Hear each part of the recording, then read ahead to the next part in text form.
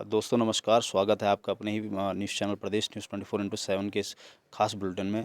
और आज हमारे साथ हैं इतिहासकार गोपाल भारद्वाज जी, जो कि नेहरू जी, पंडित जवाहरलाल नेहरू जी जो देश के पहले प्रधानमंत्री रहे, उनके मसूरी से जो उनका लगाव था उसको लेकर के हमें जानकारी देने जा रहे हैं। आइए बात कर लेते हैं। हमारे साथ हैं श्री भारद्वाज जी। सर, स्वागत है आपका प्रदेश न्यूज़ के इस खास बुलेटिन में। धन्यवाद आपका। सर, पंडित जी का मसूरी शहर से किस प्रकार का नाता रहा, कब कब वो यहाँ पर आए और किस प्रकार की एक्टिविटीज़ उनकी रहती थी, ज़रा हमारे दर्शकों को इस बारे में बताने का प्रयास कीजिएगा। देखिए, नेहरू ख़ानदान का तो लगभग 100 वर्ष तक संबंध रहा है। अभी भी है उनके जो राहुल है कभी, या प्रियंका मसूरी आ जाती हैं, और सोनिया गांधी कई बार आई हैं मसूरी।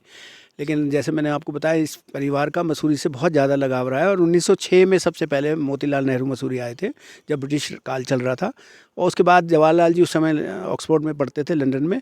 और उसके बाद 1914 में जवाहरलाल जी का एक लेटर है, जो उन्होंने अपने जो लेटर्स दिल्ली में है उनके 3 मूर्ति हाउस में, और कुछ मेरे पास हैं, तो उसमें उन्होंने लिखा है। वो क्रेक टॉक एक कोठी है मसूरी में, वहाँ से अपनी मम्मी को चिट्ठी लिखी है इलाहाबाद।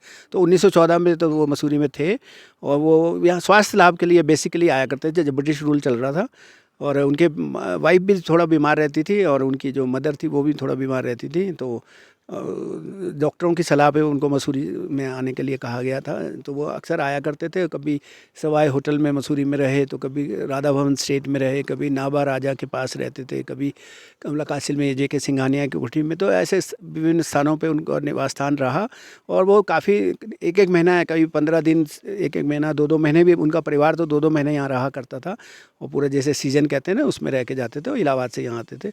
और उसके बाद जब देश का जब हमारे देश की आज़ादी का आंदोलन चला, तब भी वो बहुत बार मसूरी आए हैं। गांधी जी के साथ आए हैं, सरदार पटेल के साथ आए हैं। यहाँ कई कई मीटिंग होती थी बिरला हाउस में, या विभिन्न स्थानों पे स्थानीय कांग्रेस नेताओं के साथ, देहरादून के कांग्रेस के नेताओं से, कि देश को कैसे स्वतंत्र कराना है।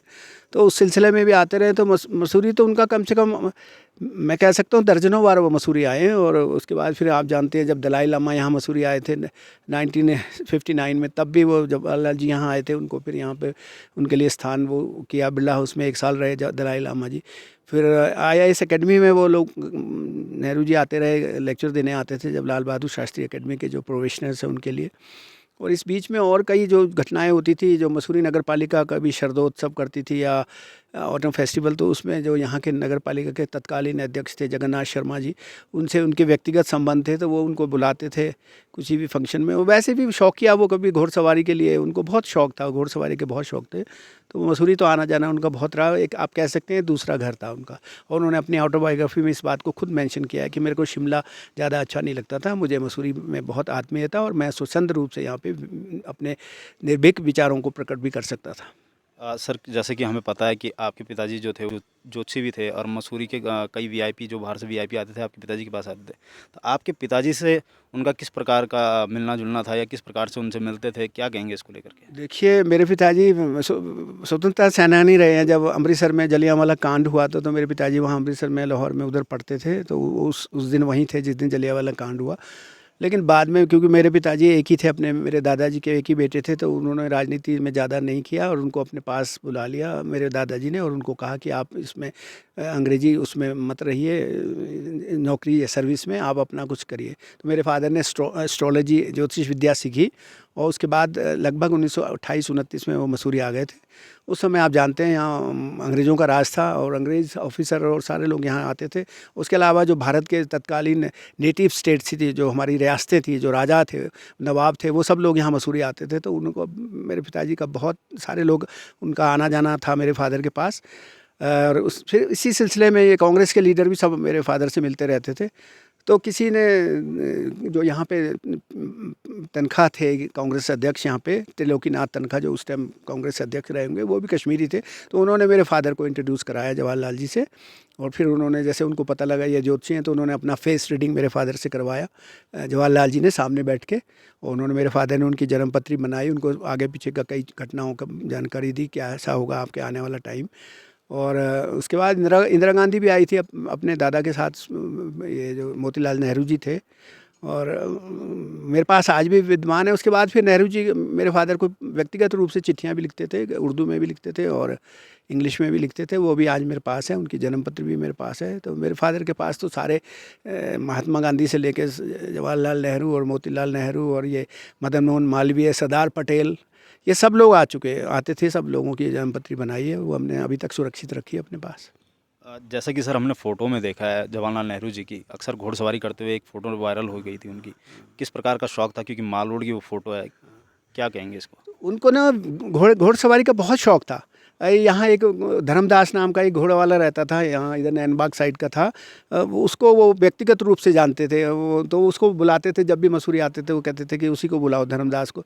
लेकिन उसको कहते थे तू अब मेरे पीछे चल, इसकी घोड़े की लगाम मेरे पास दे दे। और घोड़े भी करीबन बहुत अच्छे घोड़े होते थे, 6-6 फीट से ज़्यादा लंबे चौड़े, और उसको खुद ही कमांड करते थे और खुद ही गैलअप करते हुए माल रोड में भी जाते थे और कैमल्स बैक में। और जैसे राधा भवन में रुके तो वो गाड़ी से नहीं जाते थे, गाड़ी से उतर के घोड़े पे जाया करते। उनको घोड़सवारी का बहुत ज़्यादा शौक था।